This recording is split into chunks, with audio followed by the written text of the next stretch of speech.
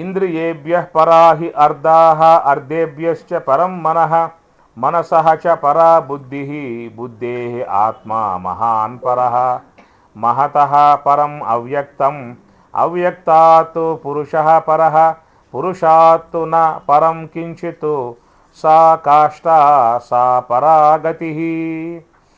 అందుచేత ఇక్కడ చూసినట్లయితే మన సాంఖ్యశాస్త్రానుగుణ్యముగా వచ్చిన విధానమైనట్లయితే ఇంద్రియేభ్యః అన్నప్పుడు ఈ యొక్క పంచభూతాలు భూమి, జలము, అగ్ని, వాయువు, ఆకాశము. వినండి, కాస్త ఎవరు మాట్లాడమాకండి. ఇంద్రియేభ్యః అని చెప్పన్నప్పుడు మనస్సు, పృథివీ, జలము, అగ్ని, వాయువు, ఆకాశం. మనలో ఘ్రాణేంద్రియమే పృథివీ, మనలో ఉన్నటువంటి జిహ్వేంద్రియమే జలము, మనలో ఉన్నటువంటి యొక్క నేత్రేంద్రియమే అగ్ని, మనలో ఉన్నటువంటి త్వగేంద్రియమే వాయువు, మనలో ఉన్నటువంటి యొక్క శ్రోత్రేంద్రియమే ఆకాశము. ఇంద్రియేభ్యః ఈ పంచభూతాలు అన్నమాట. ఆకాశము, వాయువు, అగ్ని, జలము, పృథివీ పంచభూతాలు. ఈ పంచ ఇంద్రియములు అనబడేటువంటి స్థానాల్లోనే మన స్వామిగారు పంచభూతాలను కూడా చెప్పుకొచ్చారు. ఆ చెప్పుకొచ్చినటువంటి యొక్క విషయం స్వామివారు ఆ విధంగా చెప్పారా అని చెప్పినట్లయితే ఉపనిషత్తులలో ఉన్న అంశాన్ని ఆయన బోధించింది. స్తోత్రమాకాశే వాయోత్వకు అగ్ని చక్షు అప్సు జిహ్వా పృథివ్యాం ఘ్రాణమితి అని శారీరకోపనిషత్తు బోధిస్తూ ఉన్నది. అందుచేది ఇవన్నీ కూడా పంచభూత స్థానాలుగా చెప్పుకొచ్చారు. ఈ పంచేంద్రియములు అనబడేటువంటి చెప్పినప్పుడు ఈ పంచభూతముల యొక్క విధానంగా చెప్పాల్సి ఉంటుంది. ఇంద్రియేభ్యః పరాహి అర్ధాః అట్టి ఆ పంచభూతముల యందు మాత్రమే విషయాలు అనేటువంటివి ఉంటాయి. అయితే పంచభూతములు అనబడేటువంటివి పృథివీలో 5 విషయాలు ఉంటాయి, జలంలో 4 విషయాలు ఉంటాయి, అగ్నిలో 3 విషయాలు ఉంటాయి, వాయువులో 2 విషయాలు ఉంటాయి, ఆకాశంలో 1 విషయం ఉంటుందన్నమాట. అది అర్థమైంది కుమార్ గారు. పృథివీలో 5 ఉన్నాయి విషయాలు. శబ్ద, స్పర్శ, రూప, రస, గంధ అనేటువంటివి పృథివీలో 5 ఉంటాయన్నమాట. అదే జలం వద్దకు వచ్చినప్పుడు 4 ఉంటాయి. గంధం ఉండదు జలంలో. శబ్ద, స్పర్శ, రూప, రస. ఏమి శబ్ద, స్పర్శ, రూప, రస ఉంటాయి తప్ప నీటిలో గంధం ఉండదు.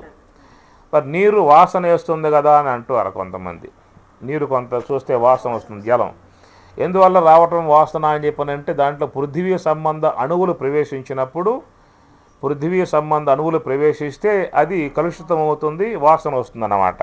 కాబట్టి పృథివీ సంబంధ గుణం గంధం కాబట్టి ఆ పృథివీ సంబంధ అణువులు కలిస్తే జలములో అప్పుడు ఆ నీరు దోషయుక్తం అవుతాయి, వాసన వస్తాయి అన్నమాట. కాబట్టి ఆ వాసన అనేటువంటిది పృథివీ తప్ప జలాంది కాదు. జలం యొక్క గుణం ఏమిటి? రసం. అది మధురం, మధురహ జలం అని చెప్పిన మధురం, కేవలం మధురమై ఉండేటువంటిది జలం అన్నమాట. అయితే ఆ జలంలో మళ్ళీ షడ్రసాలు గోచరిస్తూ ఉంటాయన్నమాట. ఈ షడ్రసాలు గోచరించే విధానం ఏంటని చెప్పానంటే ఆ పృథివీ కణాలు దాన్ని చేరినప్పుడు ఆ జలం తీపిగా, వగరగా, పులుపుగా ఇవన్నీ కూడా వచ్చేదంతా కూడా ఆ జలంలో ఈ పృథివీ సంబంధ గుణాలు చేరినప్పుడే ఆ షడ్రసాలు వచ్చే విధానము ఏర్పడుతుందన్నమాట. కాబట్టి షడ్రసాలు మనకి ఈ పృథివీ సంబంధముగా జలంలో మనకు గోచరిస్తూ ఉంటాయి. ఇంతవరకు ఉంటాయి తప్ప అగ్ని కాడకపోతే ఉండవేక. ఏమి అగ్ని దగ్గర గంధము లేదు, ఈ రసాలు లేవు అన్నమాట. ఒకవేళ ఉన్నాయే లేవు అనే సందేహం కలిగినట్లయితే కూడా నిరూపణాత్మక మనం చూసుకోవచ్చు. ఏమి ఒక అట్లకాడ కాల్చేసి కనుక పెడితే నాలుక మీద అతిగా ఉందో, పుల్లగా ఉందో, వగరగా ఉందో కూడా మనకు తెలుస్తుంది. ప్రయోగాత్మకంగా చూసే ఉద్దేశం ఉన్నట్లయితేనే, ఇలా దోలికి బామక్కండి. అందువల్ల అగ్ని మరి ఉప్పగా ఉంటుందా, తీయగా ఉంటుందా, పుల్లగా ఉంటుందా అన్న సందేహం అవసరం లేదు. మాకండి, పెట్టుకుంటే మాత్రం ప్రమాదం. అగ్నిలో రసం లేదన్నమాట. రసం జలంలో ఉంటుంది, గంధం పృథివీలో ఉంటుందన్నమాట. ఒక్కోసారి మనం గమనించినట్లయితే ఆ యొక్క అగ్ని నుంచి మనకి ఒక రకమైనటువంటి వాసన వస్తుందన్నమాట. అగ్నిలో తప్తం అవుతూ ఉండే సుగంధాలు వచ్చే విధానం ఉంటుంది, తప్తం అవుతుంటే హీనమైన వాసనలు వచ్చే ఉంటాయి. ఇవన్నీ ఏమిటని చెప్పానంటే పృథివీ సంబంధ పదార్థం దాంట్లో పడ్డప్పుడే ఆ వాసనలు వస్తాయి తప్ప అగ్నిలో ఎలాంటి యొక్క వాసన ఉండదు. నువ్వుల నూనె వెలిగిస్తే తత్సంబంధ వాసన వస్తుంది, ఆముదం వెలిగిస్తే తత్సంబంధ వాసన వస్తుంది, ఆవు నెయ్యి అయితే తత్సంబంధ వాసన వస్తుంది. ఆ వాసన పృథ్వీ సంబంధమైనటువంటిది తప్ప అగ్నిలో ఎలాంటి యొక్క వాసన కానీ రుచి కానీ ఏమీ కూడా ఉండవు అన్నమాట. అది అందువల్ల పృథివీలో 5 గుణాలుంటే జలంలో 4 గుణాలు ఉన్నాయి, అగ్నిలో 3 ఉన్నాయి గుణాలు. శబ్ద, స్పర్శ, రూప. చూసాంగా ఎర్రగా ఉన్నది, బగబగా మండుతుంది, అది శబ్దము.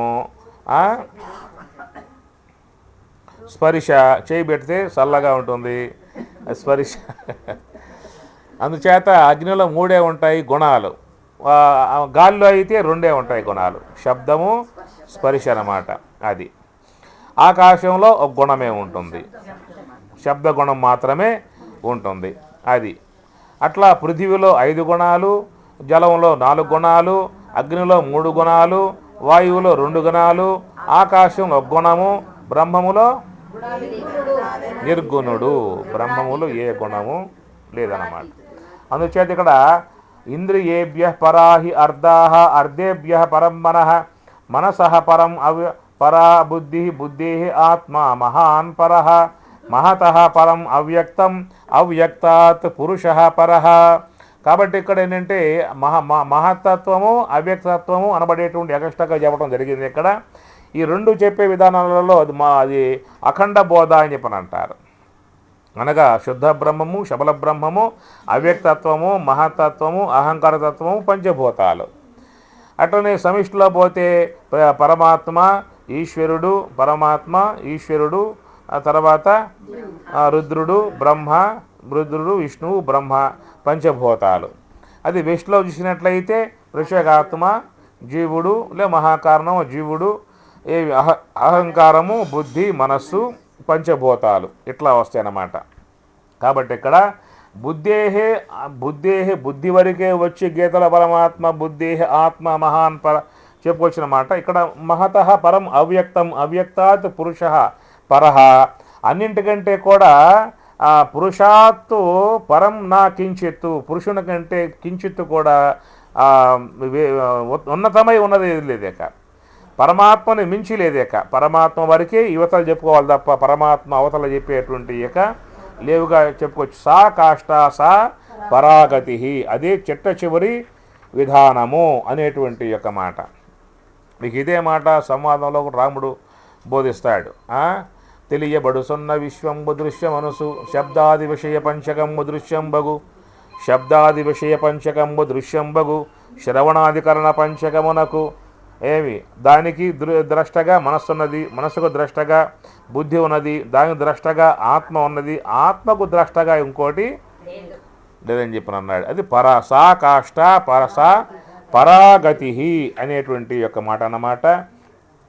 ఆ తర్వాత ఏష సర్వేషు భూతేషు గూఢో ఆత్మాన ప్రకాశతే దృశ్యతే త్వగ్రియా బుద్ధ్యా సూక్ష్మయా సూక్ష్మదర్శిభిః. ఏష సర్వేషు భూతేషు గూఢో ఆత్మాన ప్రకాశతే దృశ్యతే తు అగ్రియా బుద్ధ్యా సూక్ష్మయా సూక్ష్మదర్శిభిః. ఏషః సర్వేషు భూతేషు గూఢః ఆత్మా న ప్రకాశతే దృశ్యతే తు అగ్రియా బుద్ధ్యా సూక్ష్మయా సూక్ష్మదర్శిభిః అన్నాడు. బుద్ధ్యా సూక్ష్మయా సూక్ష్మదర్శిభిః అని అర్థం. ఏషః సర్వేషు భూతేషు, ఏషః ఈ సర్వేషు భూతేషు, ఈ 2 కూడా సప్తమి షష్ఠీ భక్తి బహువచనాలు, సప్తమి భక్తి బహువచనాలు. సర్వేషు భూతేషు అది భూతముల యందు అని అర్థం వస్తుందన్నమాట. ఆ భూతముల యందు గూఢః ఏషః ఈ ఏషః అనేది ఏకవచనం. సర్వేషు భూతేషు సమస్తమగు భూతేషు భూతముల యందు గూఢః ఆత్మ న ప్రకాశతే. గూఢః గూఢమై నిగూఢమై రహస్యముగా దాంట్లో ఉంది. భగవంతుడు ఆ సమస్త భూతములందు రహస్యముగా లోపల ఉన్నది. న ప్రకాశతే, తెలియబడేదిగా లేదు. న ప్రకాశతే అంటే తెలియబడేదిగా లేదు అని చెప్పిన అన్నాడు. ఈ మాటలు ఎవరు చెబుతున్నారయ్యా అని చెప్పనంటే సూక్ష్మదర్శిభిః అన్నాడు. సూక్ష్మదర్శిభిః బహువచనం, ఇది తృతీయ భక్తి బహువచనం. దర్శిభిః, దర్శి దర్శనౌ దర్శనః దర్శనం దర్శనౌ దర్శనః దర్శన దర్శనేభ్యాం దర్శిభిః. తృతీయ భక్తి బహువచనం అవుతుంది. ఇది దర్శిభిః బహువచనం, ఇది ఏకవచనం కాదు. ఆ యొక్క సూక్ష్మదర్శిభిః, ఆ సూక్ష్మత్వమును దర్శించి ఉన్నటువంటి వాళ్ళు చెప్పేటువంటి యొక్క మాటలు అని ఇక్కడ చెప్పుకొస్తున్నాడు. మీకు ఇదే సన్నివేశం భగవద్గీత 2వ అధ్యాయంలో వస్తుంది. నా సతో విద్యతే భావో,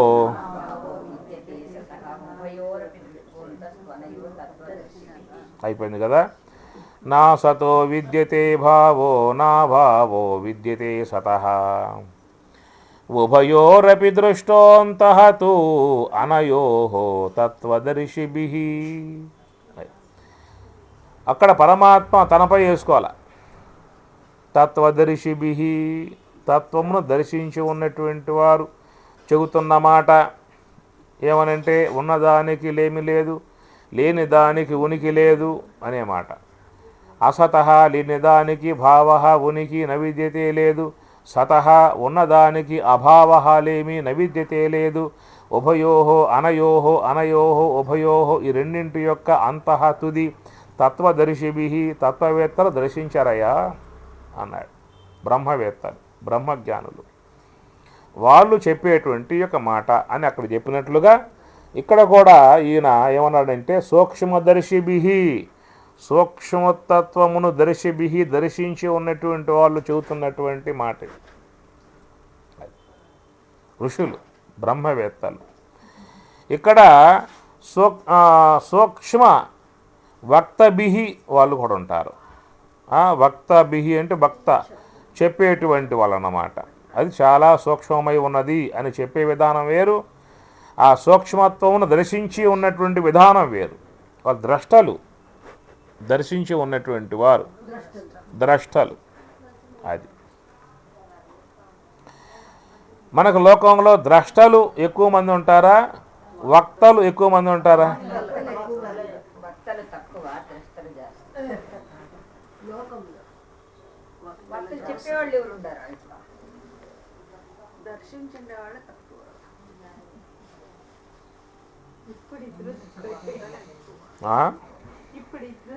పోనీ భోక్తలు ఎక్కువ వక్తలు ఎక్కువ, ఈ రూట్లో వద్దాం. భోక్తలు ఎక్కువ వక్తలు తక్కువ. ఇంకో మాట, భోక్తలు ఎక్కువ వక్తలు ఎక్కువ, దర్శించే వాళ్ళు ఎక్కువ. భోక్తలు ఎక్కువ, వాళ్ళకంటే తక్కువ వక్తలు, వాళ్ళకంటే తక్కువ ద్రష్టలు. ద్రష్టలు వాళ్ళకంటే తక్కువ అన్నమాట. అది ద్రష్టలు, వక్తలు, భోక్తలు. ఇప్పుడు మనం ఏ కోవలో చేరున్నాం?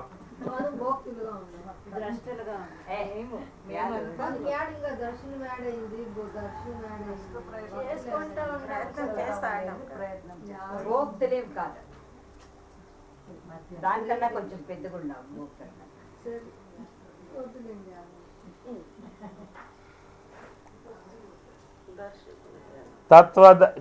సూక్ష్మదర్శిభిః, అది ఆ సూక్ష్మత్వమును దర్శించి ఉన్నటువంటి యొక్క తత్వవేత్తలు ఉన్నదే. దృశ్యతేతు అగ్రియా బుద్ధ్యా సూక్ష్మయా, అది దర్శిభిః, అది బహువచనం. తృతీయ భక్తి బహువచనంలో చెప్పిన మాట మహాత్ములది, తత్వవేత్తల యొక్క విషయంగా చెప్పిన మాట. మరి ఇక్కడ ఏషః, ఈ యొక్క ఆత్మ, ఈ బ్రహ్మము ఎట్లా ఉందయా అని చెప్పనంటే సర్వేషు భూతేషు గూఢః ఆత్మ. ఏషః ఆత్మ సర్వేషు, ఏది ఎక్కడ ఇది తృతీయ? అవును, వారి చేత చెప్పబడుతూ ఉన్నది. చేత మూడో తృతీయ భక్తి బహువచనం. మహాత్ములచే చెప్పబడింది ఈ విధముగా. ఆ సూక్ష్మత్వముతో ఉండి ఎవరు దర్శించారో వాళ్ళు చెప్పే అంశంగా ఉందన్నమాట ఇది. ఏమంటున్నారని చెప్పినట్టు ఏషః ఆత్మ, ఈ ఆత్మ ఉన్నదే సర్వేషు భూతేషు గూఢః, సర్వేషు భూతేషు గూఢః అన్నారు. గూఢః అంటే ఏం చెప్పుకోవాలి? గుహలో పోయి భయపడి దాక్కున్నాడు అదన్నమాట. అది అందుచేత ఇక్కడ మనం పైన చెప్పుకున్నాం కదా, అక్కడ పైనుంచి పై చెప్పుకున్నాం పై మంత్రంలో అక్కడి నుంచి వచ్చినట్లయితే ఏమి ఏ యొక్క పంచభూత ఇంద్రియముల కంటే విషయాలు శ్రేష్టం, వాటికంటే మనస్సు, వాటికంటే బుద్ధి, వాటికంటే మహత్తత్వం, అమరతత్వం, మహత్తత్వం, దానికంటే అవ్యక్తత్వం, దానికంటే శుద్ధ బ్రహ్మం. ఆ రూట్లో పోతే అట్లా గూఢః అన్న పదానికి అవధానంగా. ఇప్పుడు స్థూలమై ఉన్నటువంటి యొక్క వస్తువు పృథివీ అని చెప్పి అన్నాం. ఎందువల్ల అంటే 5 విషయాలతో సంబంధం పడి ఉన్నది కాబట్టి స్థూలమై ఉంది పృథివీ. పృథివీ కంటే సూక్ష్మమై ఉన్నది అని చెప్పి అన్నాం జలాన్ని. కారణం ఏంటంటే పృథివీలో 5 గుణాలు ఉన్నాయండి, దాంట్లో 4 ఉన్నాయి కాబట్టి దీనికంటే అది సూక్ష్మమై ఉన్నది అని చెప్పి అన్నాం. ఏమి ఈ జలము కంటే అగ్ని ఇంకా సూక్ష్మము అని చెప్పి అన్నాం. ఎందువల్ల అంటే జలంలో 4 ఉన్నాయి గుణాలు, అగ్నిలో 3 ఉన్నాయి కాబట్టి ఇంకా అది సూక్ష్మము అని చెప్పి అన్నాం. అగ్ని కంటే వాయువు ఇంకా సూక్ష్మం అన్నాం, దీంట్లో 3 ఉంటే దాంట్లో 2 ఉన్నాయి కాబట్టి. వాయువు కంటే ఆకాశం ఇంకా సూక్ష్మము అని చెప్పి అన్నాం, ఆకాశము కంటే ఇంకా సూక్ష్మం, అది అది నిగూఢ. గూఢః అంటే దాంట్లో ఏ గుణాలు లేవు. గుణాధిక్యతను పొందే కొద్దీ ఏమవుతాయి అంటే మన ముందుకు వచ్చేస్తే పదార్థాలు. ఇప్పుడు పృథివీ చూస్తూ ఉన్నావు, జలాన్ని చూస్తూ ఉన్నావు, అగ్ని చూస్తూ ఉన్నావు, వాయువుని చూస్తూ ఉన్నావు, ఆకాశాన్ని కూడా చూస్తూ ఉన్నావు, బ్రహ్మమును కూడా చూస్తలేదా?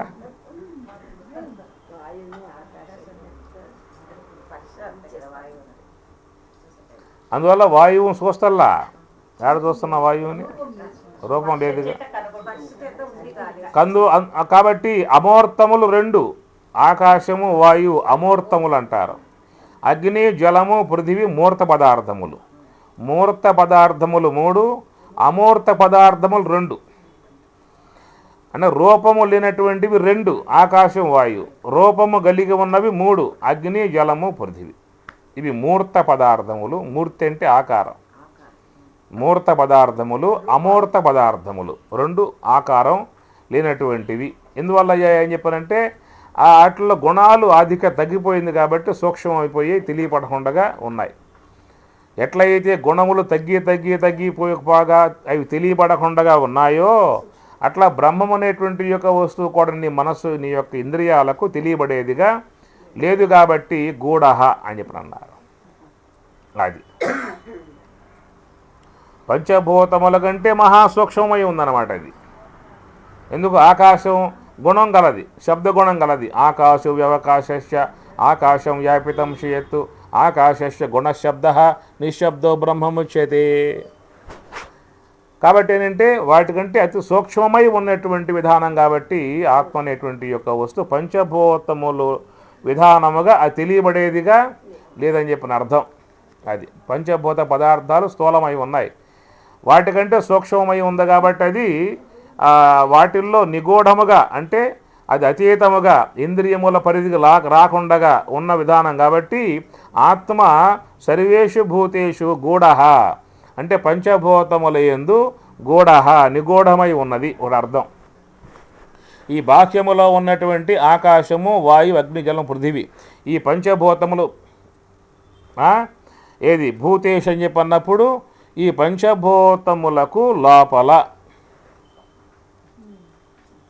పృథివీ కంటే లోపల జలం, దాని లోపల అగ్ని, దాని లోపల వాయు, దానికంటే లోపల ఆకాశం. ఇందువల్ల గుణాలు లేవుగా. గుణాలు తగ్గిపోయే కొద్దీ ఏమో స్థూలత్వం, గుణాలు తగ్గిపోయే కొద్దీ స్థూలత్వం విడిపోయింది, సూక్ష్మమైపోతుంది కదా, సూక్ష్మమైపోయింది అన్నమాట. అట్లా లోపలకి పంచభూతములలో చాలా నిగూఢముగా లోపల ఎక్కడో ఉందనేటువంటి అర్థం. కాబట్టి ఈ పంచభూతములు అనబడేటువంటి విషయంగా వచ్చినప్పుడేమో సర్వేషు భూతేషు సమస్త భూతములకు గూఢః అని చెప్పినట్లుగానే సర్వేషు భూతేషు అన్నప్పుడు ఈ లోకములో ఉన్నటువంటి యొక్క అందరి దేహాలు కూడా పంచభూతములే.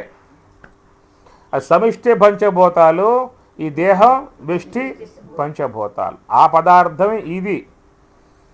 అది ఎట్లయితే భూమి, జలం, అగ్ని, ఆకాశం పంచభూతాలుగా కనబడుతుందో బయట, ఈ దేహములో కూడా ఉన్నది పృథివీ తత్వము, జలతత్వము, అగ్నితత్వము, వాయుతత్వము, ఆకాశతత్వమే ఈ దేహం అన్నమాట. ఇది వ్యష్టి రూపకంగా ఉన్న పంచభూతాలు.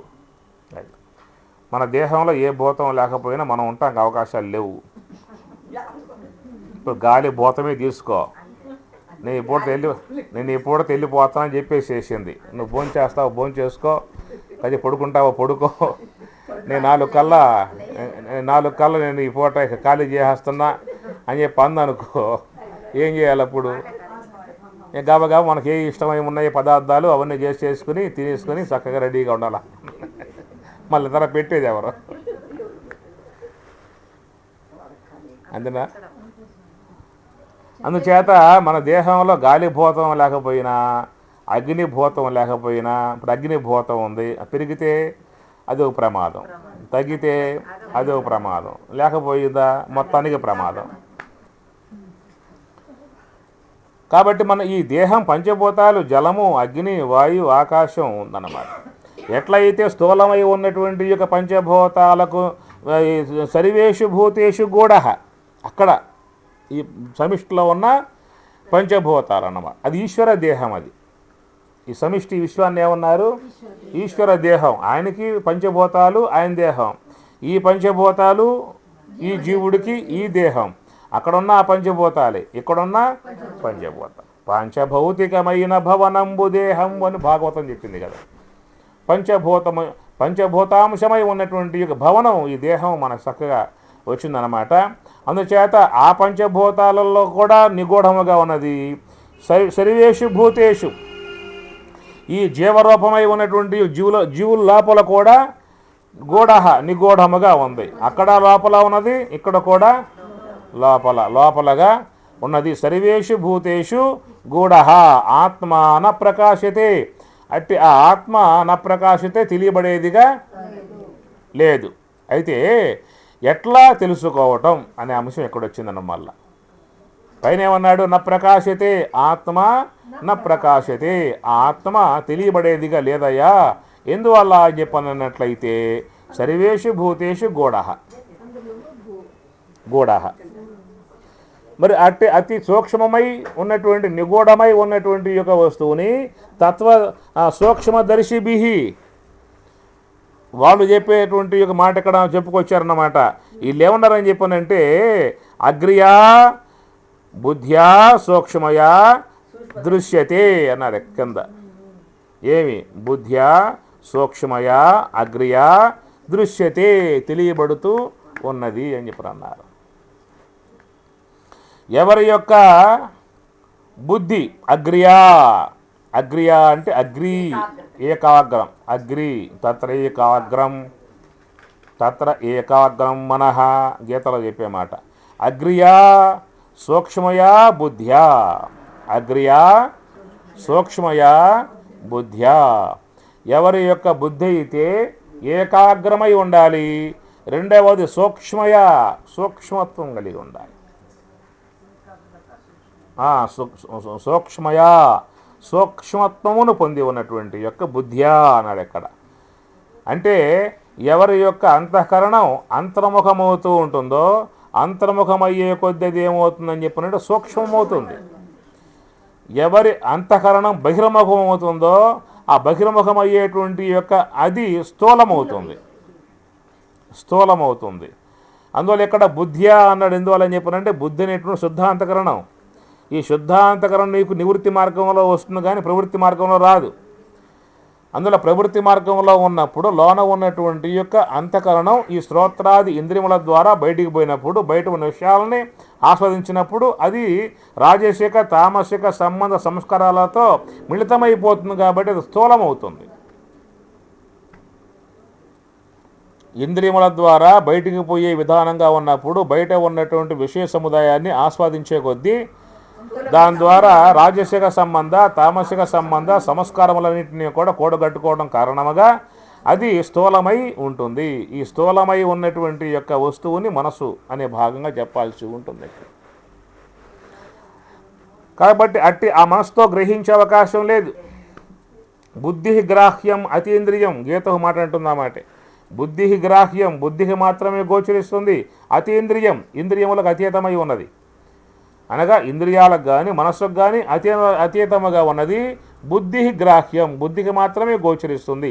ఎందువల్ల అంటే నివృత్తి మార్గంగా పోయేటువంటి భాగం అయితేనేమో బుద్ధి అంటాం, ప్రవృత్తి మార్గంగా పోయేటువంటి యొక్క భాగం అయితే మనస్సు అంటాం. ప్రవృత్తి మార్గంగా పోయేటువంటి యొక్క భాగం బుద్ధి అంటారా? శాస్త్రం చెప్పదు ఆ మాట. అందువల్ల ప్రవృత్తి మార్గంగా పోయేటువంటి యొక్క భాగమేమో మనస్సు అంటాం, అది స్థూలంగా ఉంటుంది.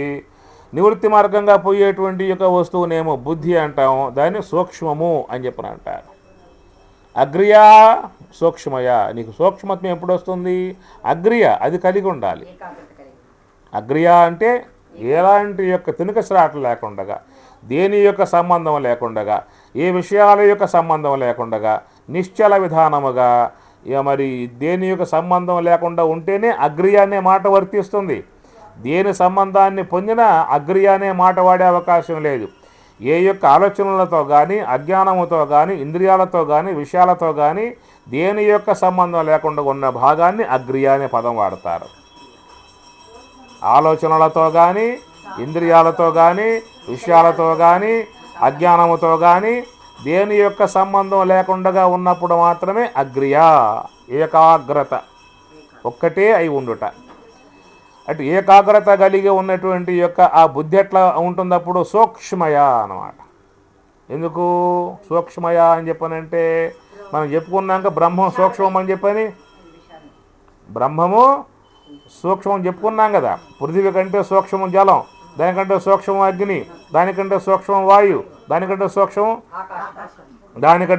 అహంకారతత్వం, దానికంటే సూక్ష్మం మహాతత్వం, దానికంటే సూక్ష్మం. కాబట్టి ఆ సూక్ష్మ స్థాయికి పోవాలని చెప్పినట్లయితే బుద్ధ్యా అగ్రియా సూక్ష్మయా బుద్ధ్యా. అగ్రియా అన్నప్పుడు ఆలోచన సంబంధము కానీ వాసన సంబంధము కానీ ఇంద్రియ సంబంధము కానీ విషయ సంబంధం కానీ అజ్ఞాన సంబంధము కానీ ఏది కూడా లేకుండా ఉన్న దానిని అగ్రియా అనే పదం వాడతారు. అక్కడ ఏకాగ్రమై ఉన్నది, దేని యొక్క సంబంధం లేకుండా ఉన్నది. ఆ అగ్రియా స్థాయికి వచ్చినప్పుడే అది సూక్ష్మ స్థితికి వచ్చేస్తుంది అన్నమాట. ఎందుకు ఆ సూక్ష్మత్వమును బుద్ధి పొందగలిగితేనే సుషుమ్నాలో అడుగుపెట్టే అవకాశం ఏర్పడుతుంది. సుషుమ్నా సూక్ష్మదర్శిభి ఇడాపింగళయోర్ మధ్య సుషుమ్నా అన్నాడు. సుషుమ్నా చాలా సూక్ష్మమై ఉన్నది. కాబట్టి ఆ సుషుమ్నా అనేటువంటి దాని నుంచే కదా శ్వాస పుట్టి వస్తున్న విషయం అని చెప్పని ఆ సుషుమ్నా ద్వారమని ఏమన్నారంటే మోక్షద్వారం అన్నారు. మోక్షద్వార కవాడపాటనకరి కాశీపురాధీశ్వరి. ఆ సుషుమ్నా ద్వారం అన్నా భృగుటి మధ్యం అని చెప్పినన్నా బ్రహ్మరంధ్రము అన్నా మోక్షద్వారం అన్నా అది అన్నమాట. అంటే ఆ బ్రహ్మమనబడేటువంటి యొక్క వస్తువు సర్వే సర్వత్ర అంతటా వ్యాపకమై ఉన్నప్పటికీ కూడా అంతటా వ్యాపకమై ఉన్నటువంటి యొక్క వస్తువును మనం పొందే అవకాశం లేదు. అంతటా వ్యాపకమై ఉన్నటువంటి యొక్క వస్తువు ఏ సుషుమ్నా యందైతే ప్రతిష్ఠింపబడి ఉన్నదో ఆ సుషుమ్నా యందు మాత్రమే నువ్వు బ్రహ్మమును పొందాల్సి ఉంటుంది. అక్కడ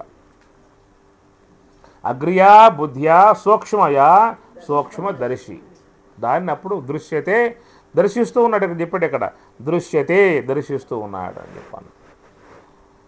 ఎక్కడ దర్శిస్తాడు? అది మీకు చెప్పేటువంటి శాస్త్రాంశము. మాకు అంతా శాస్త్రం విన్నాము, శాస్త్రంలో అహం బ్రహ్మాస్మి చెప్పేసేసారు, మేమంతా అహం బ్రహ్మాస్మి అని చెప్పి అనుకుంటూ ఉన్నాము, మేమంతా అహం బ్రహ్మాస్మిలో కూడా అయిపోయాము.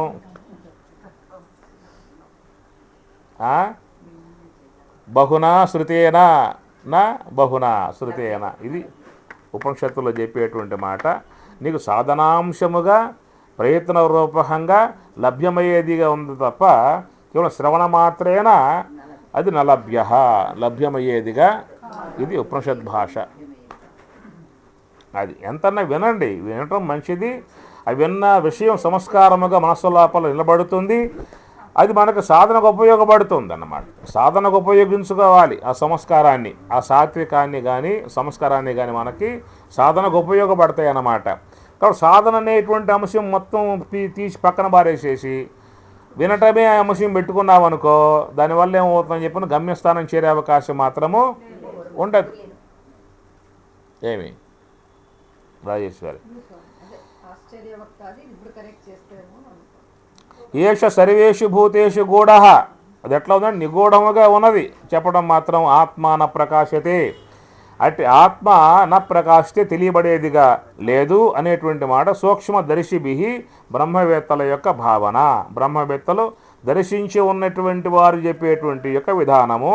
అయితే ఎవరైనా దర్శించేటువంటి యొక్క ఉద్దేశం కలిగి ఉన్నట్లయితే అన్న అంశంకి వచ్చినప్పుడు అగ్ర్యా సూక్ష్మయా బుద్ధ్యా, ఎవరి యొక్క సూక్ష్మ బుద్ధి అయితే అగ్ర్యా ఏకాగ్రమవుతుందో సూక్ష్మమవుతుందో, సుషుమ్నాలో పోవాలంటే సూక్ష్మం కావాలి.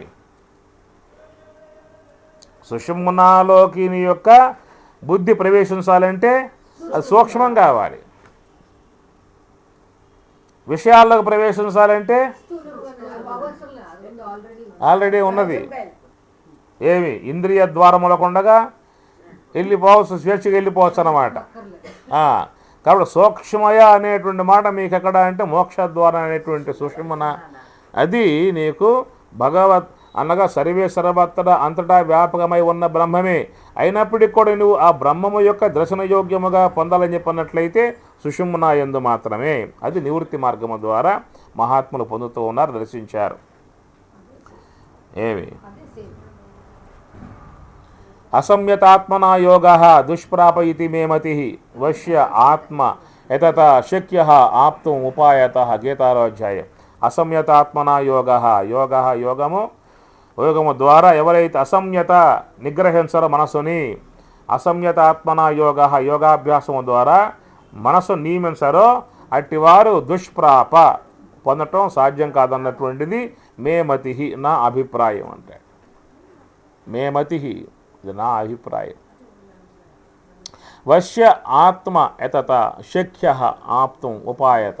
వశ్య ఆత్మ యతత ప్రయత్నం ద్వారా మనస్సును వశం చేసుకుంటాడో వాడు శక్య ఆప్తుం శక్య పొందటానికి సాధ్యం అవుతుంది. ఇది నా యొక్క అభిప్రాయం.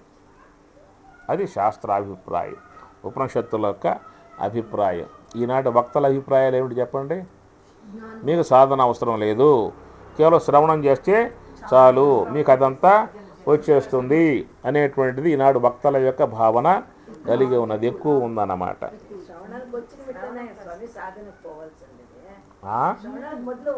శ్రవణం అవసరం లేదు, సాధన అవసరం లేదు నీకు. లోకములో నీకు చాలా వరకు వక్తలుగా ఉన్నటువంటి వాళ్ళు చెప్పే మాట నీకు సాధన అవసరం లేదు. నువ్వు శ్రవణం చేశావా, అహం బ్రహ్మాస్మి అని చెప్పి అనుకున్నావా, చాలు.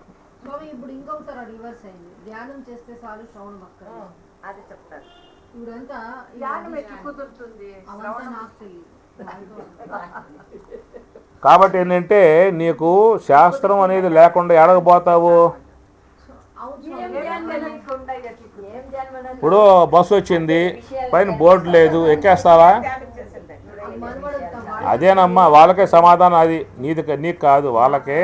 ఇప్పుడు బస్సు వచ్చింది, పైన బోర్డు అయితే ఏమి లేదు, ఎక్కేస్తారా? అప్పుడు బోర్డు ఉండాలిగా, తెలియాలి కదా, దాని నెంబర్ ఉంటుందిగా, దాన్ని రాసి ఉంటుందిగా, తెలుస్తుందిగా. ఆ బోర్డు ఉన్నప్పుడు అదే ఈ బోర్డు కూడా శాస్త్రం. ఏ బస్సు ఎడిపోతుంది చెబుతుంది శాస్త్రం. నాకు శాస్త్రం అవసరం లేదు, నాకు బోర్డు అవసరం లేదు, అది పోతే చాలు, ఎక్కేస్తా అని చెప్పానంటే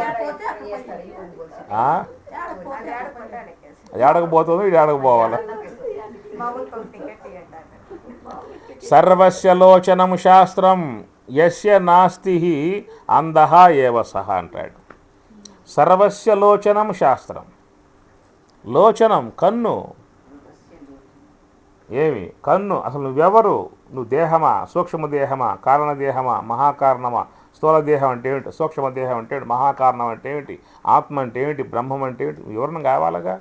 అవన్నీ నీకు ఎవరిస్తారు? శాస్త్రం ఇస్తుంది. ఆ శాస్త్రం వద్దని చెప్పి అనుకుంటే నీకు ఎట్లా తెలుస్తుంది అసలు? ఏం తెలుస్తుంది? దేహం అనే మాట తెలుస్తుందా? సూక్ష్మదేహం పదం తెలుస్తుందా? ఆత్మ పదం తెలుస్తుందా? మోక్షం పదం తెలుస్తుందా? ఏమి ఇక పదాలు రావాలంటే శాస్త్రం ఇవ్వాలి. అది ఇవ్వకుండా ఉండట్లేదు. నేను ఎట్ట పోతాను నువ్వు? నీకు ఆత్మ అనే పదం లేదు నీ దగ్గర, దేహం అనే పదం లేదు, శ్వాస ఏమిటో తెలియదు, హంస అంటే ఏమిటో తెలియదు, పదాలు నీకు దగ్గర లేవు కదా. నువ్వంతే సామాన్య వ్యక్తిలాగా నువ్వు కూడా జీవిస్తావు తప్ప ముందు పోయే అవకాశం ఉండదు. శాస్త్రం లేకపోతే నీకు ఏం తెలుస్తుంది అసలు? దేహం అని తెలుస్తుందా? ఆ పదం ఇచ్చింది శాస్త్రమేగా. ఆత్మ అనే పదం శాస్త్రమే ఇచ్చింది, సాధన అనే పదం శాస్త్రమే ఇచ్చింది. ఎట్లా పోతా లేకుండా అసలు? కొన్ని ఉంటాయి లోకంలో. దాన్ని ఏమంటారంటే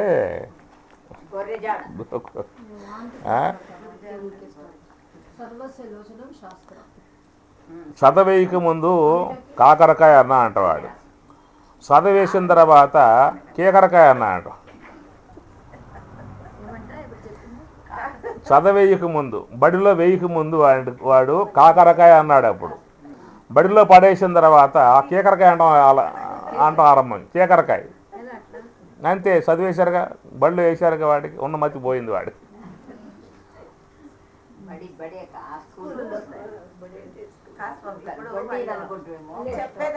కాబట్టి లోకంలో చాలా వరకు ఇలాంటి యొక్క వికారత్వము. ఇక వాళ్ళని ఏమన్నారు అర్థం కాదనుకోండి, మహాపామరులు. అది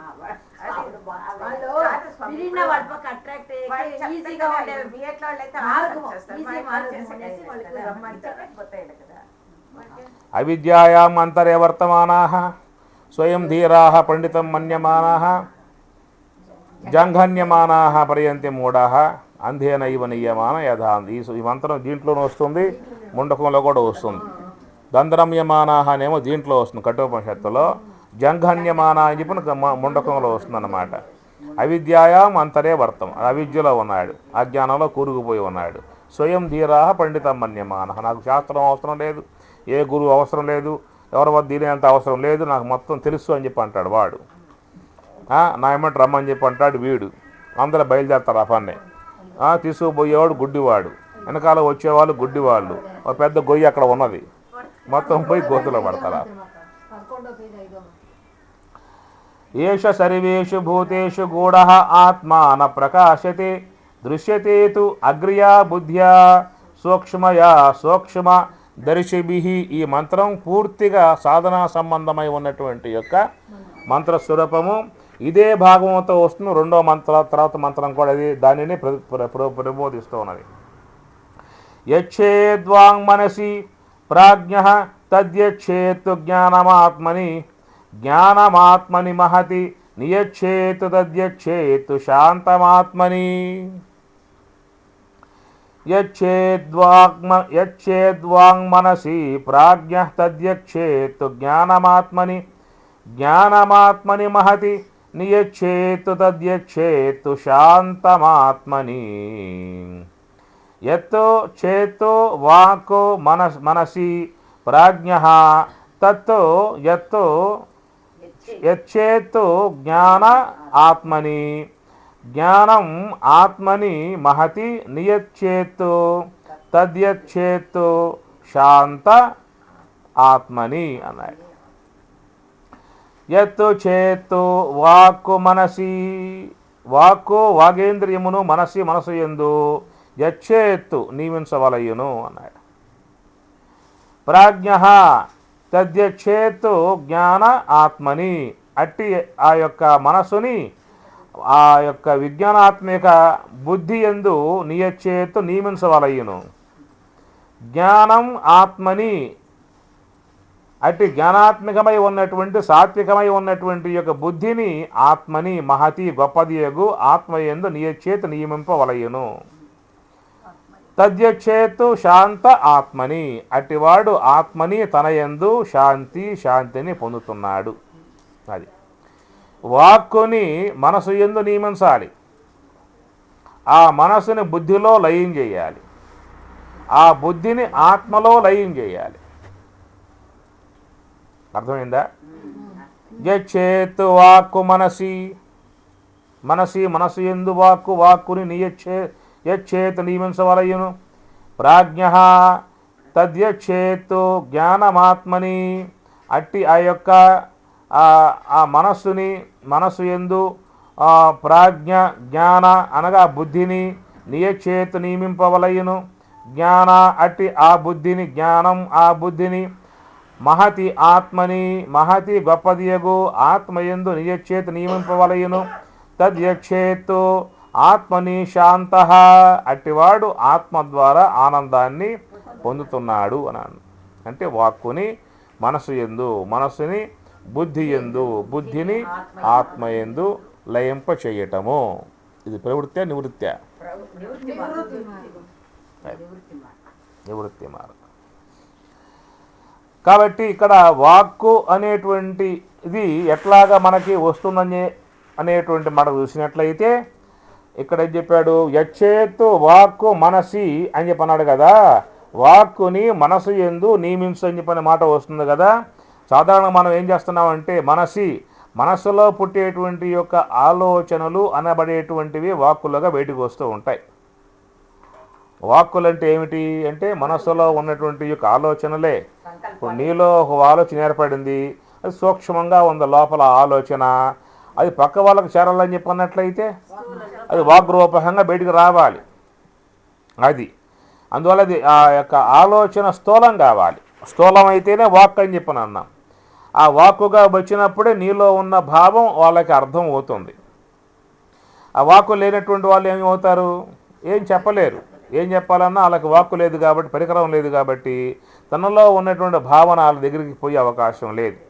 అందువల్ల మన మనసులో కలిగేటువంటి యొక్క ఆలోచన భావాలని పక్క వాళ్ళను దగ్గరికి వారికి దగ్గరికి చేరటానికి ఏం చేస్తున్నాము అని చెప్పినట్టు వాటిని స్థూలముగా చేస్తూ ఉన్నాము. అంటే మనం ఆ యొక్క హంస యొక్క ఆశ్రయం ముఖ్యంగా మనలో ఉన్నటువంటి ఆలోచన స్థూలం కావాలి అని చెప్పన్నట్లయితే ఆ ఆలోచన హంసతో శ్వాసతో మిళితం కావాలి. మిళితం అనేది అయితేనే నీకేమవుతుంది? అక్కడ వాక్కులుగా బయటకు వస్తూ ఉంటాయి.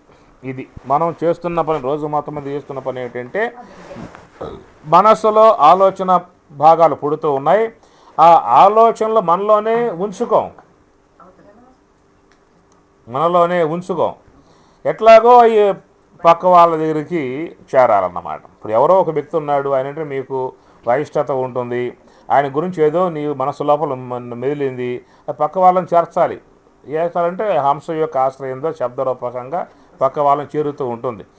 ఈ విధముగా ఆ యొక్క మనసు అనేటువంటి యొక్క మనసులో పుట్టేటువంటి యొక్క ఆలోచనలను శబ్దరూపాలుగా చేర్చి వాక్కులుగా పయనింపజేస్తూ ఉన్నాము. ఇక్కడే ఉన్నాడని చెప్పానంటే యచ్చేత్తు వాక్కు మనసి, నీ మనస్సులో కలిగేటువంటి యొక్క ఆలోచన భాగం ఎప్పుడైతే నువ్వు లేకుండా చేశావో అప్పుడు ఆ వాక్కులన్నీ కూడా మనసు లోపల ఏమవుతాయి? లయమైపోతాయి, మనసు లోపలే అణిగిపోతాయి. అర్థమైందా?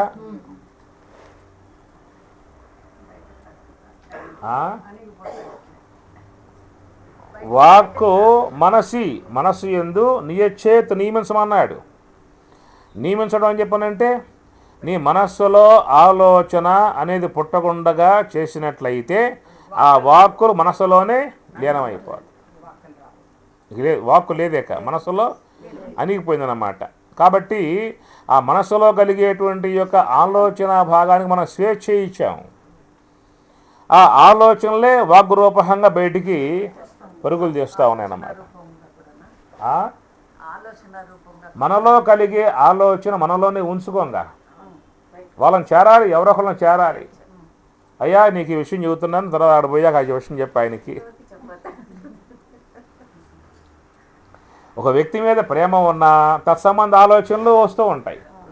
ఒక వ్యక్తి మీద ద్వేషం ఉన్నా తత్సంబంధ ఆలోచనలే వస్తూ ఉంటాయి. ఆ మనసులో కలిగే ఆలోచనలు మనం ఏం చేస్తున్నామంటే ప్రక్క వ్యక్తికి చేరాలంటే వాటిలను హంస యొక్క సహకారంతో స్థూలం చేసి బయటికి పంపుతూ ఉన్నాం అదన్నమాట. కాబట్టి ఈ విధముగా వ్యవహార యోగ్యముగా చేసుకోవటానికి ఆలోచనలు వాడుకుంటూ ఉన్నాం, వ్యవహారం సిద్ధించడానికి ఆలోచనలు వాడుకుంటూ ఉన్నాం. నీకు వ్యవహారం సిద్ధించే అవకాశం ఉంటుందేమో కానీ పారమార్థికం మాత్రం సిద్ధించే అవకాశము లేదని చెప్పని అది వాక్కుల ద్వారా. ఇక్కడేమన్నాడు, యచ్చేత్తు వాక్కు మనసి, ఆ విధముగా ఏ యొక్క శబ్ద బ్రహ్మముగా వస్తున్నదో నీవు ఆ శబ్ద బ్రహ్మమును ఉత్పన్నం కానివ్వకుండా పెట్టుకున్నావు అంటే అది శబల బ్రహ్మముగా ఉంటుంది. శబ్ద బ్రహ్మం కాకపోతే ఏముంటుంది? శబల బ్రహ్మమే ఉంటుంది. ఎప్పుడైతే ఆ శబల బ్రహ్మాత్మికమై ఉన్నటువంటి యొక్క హంస ఉన్నదే, ఆ హంస శుద్ధ బ్రహ్మం కావాలంటే శుద్ధ బ్రహ్మం ఆ మనసును నియమించాలి. యచ్చేత్తు వాక్కు మనసి ప్రాజ్ఞ తద్యచ్చేత్తు జ్ఞానమాత్మని. ఏమి ఆ మనసు అనేటువంటి యొక్క వస్తువుని ఏమన్నాడు ఇక్కడ?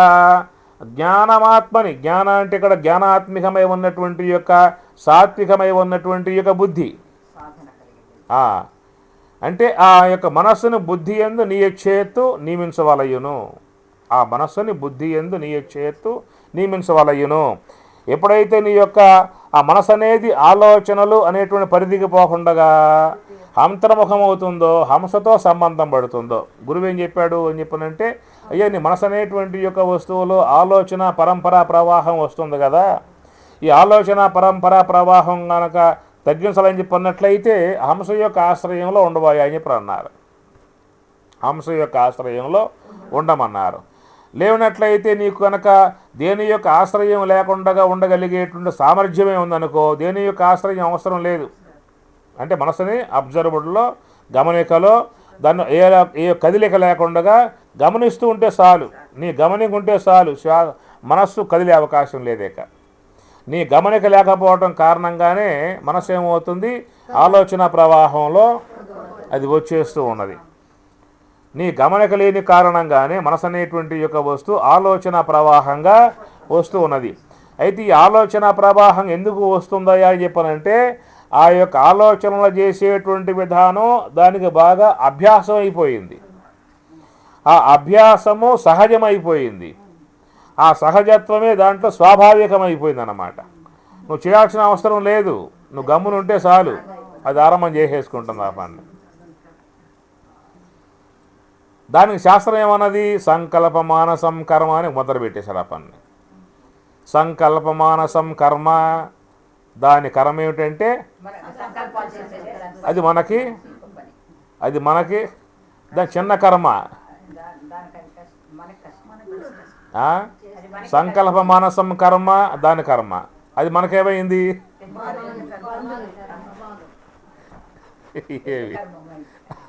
కర్మ.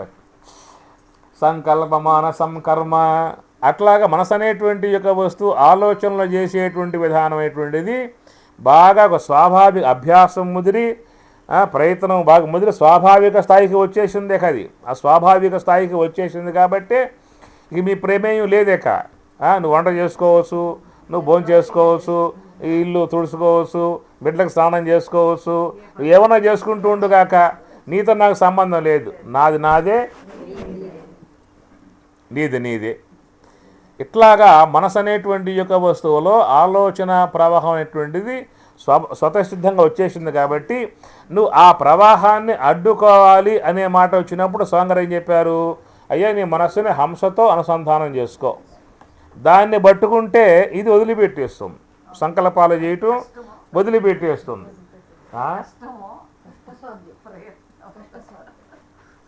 కష్టము అని చెప్పనంటే ఏమిటి? గతంలో చేసింది లేదు కదా, గతంలో చేసి ఉంటే ఇప్పుడు సౌలభ్యంగా ఉంటుంది, గతంలో చేసి ఉంటే ఇప్పుడు సౌలభ్యంగా ఉంటుంది. మనస్సులో ఆలోచనలు చేయటం సహజమైపోయింది కాబట్టి ఈ సహజత్వాన్ని మానపాలని చెప్పానంటే అది కష్టమైంది. ఇప్పుడు ఆ సహజత్వమును మానిపించడమే కష్టం అనిపించింది. ఇప్పుడు అదే మన ప్రయత్నం యొక్క విధానంలో సహజమైతే స్వాభావికమైతే అది సులభంగా అవుతుంది అన్నమాట. చెలువగ పువ్వులు కష్టం ఉండదు చెలువగ పువ్వులు జీరుట కంటెన్ బొలుపగ కన్గవము యుట కంటెన్ అనువగుని అమనస్క పదంబే సులభము సూక్ష్మము సౌఖ్యము వత్స అన్నాడు. పువ్వు గిల్లాలంటే ఎంత కష్టమో చెప్పండి అమ్మగారులు. దానికి తాడులేసి మోకులేసి బాగా లాగి 10 మందిని పెట్టి కూలీలని లాగాలి కదా. చెలువగ పువ్వులు జీరుట కంటెన్ బొలుపగ కన్గవము యుట కంటెన్. కన్రెప్ప వాల్చాలంటే ఎంత కష్టం చెప్పండి. 10 మందిని పిలుచుకొచ్చి బాగా తాళ్లతో కట్టేసి కిందకి లాగాలి కదా. అనువగు ఈ అమనస్క పదంబే సులభము సూక్ష్మము అని ఆయన చెప్పాడు. ఎందువల్ల సులభంగా ఉంది కాబట్టి ఆయన చెప్పగలిగాడు ఆ మాట. మనమైతే ఏమంటాం, చెలువగ పువ్వుల జీరుట కంటెన్ బొల్లుబుగ కన్నుగవ మూయుట కంటెన్ అనువగు ఈ మనస్సును ఆపటం కంటే మహా కష్టము, కన్రెప్పలు వాల్చడం కంటే మహా కష్టం.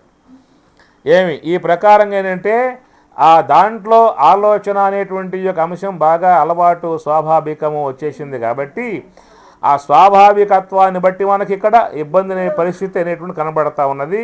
సరే, యచ్చేతు వాక్కు మనసి అన్నప్పుడు ఈ వాక్కులను మనస్సులో నియచ్చేత్తు నియమించటము అని చెప్పనంటే ఏమర్థమైంది, మనస్సులో కలిగి ఆలోచనలే వాక్కులుగా వస్తూ ఉన్నాయి కాబట్టి ఆలోచన లేకుండా మాట్లాడతామా? ఆలోచన లేకుండా మాట్లాడామనుకో ఏమంటారు వాళ్ళు, నీకు తలకాయ లేదా,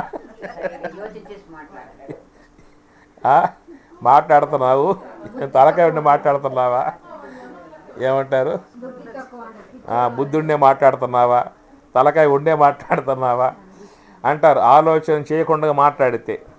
కాబట్టి ఆలోచన చేసే మాట్లాడాల్సి ఉంటుంది. కాబట్టి అన్ని ఆలోచనలు మాటలుగా వస్తూ ఉంటాయా, కొన్ని వస్తూ ఉంటాయా?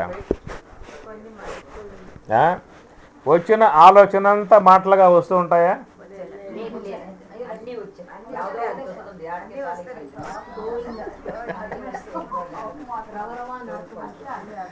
ఏవి వచ్చిన ఆలోచనలన్నీ మాటలు కావు. ఏది మాటగా వస్తే ప్రమాదం లేకుండా ఉంటుందో అది మాత్రమే మాటగా వస్తుంది. మిగతావన్నీ లోపలే. టైం కూడా ఉండదు.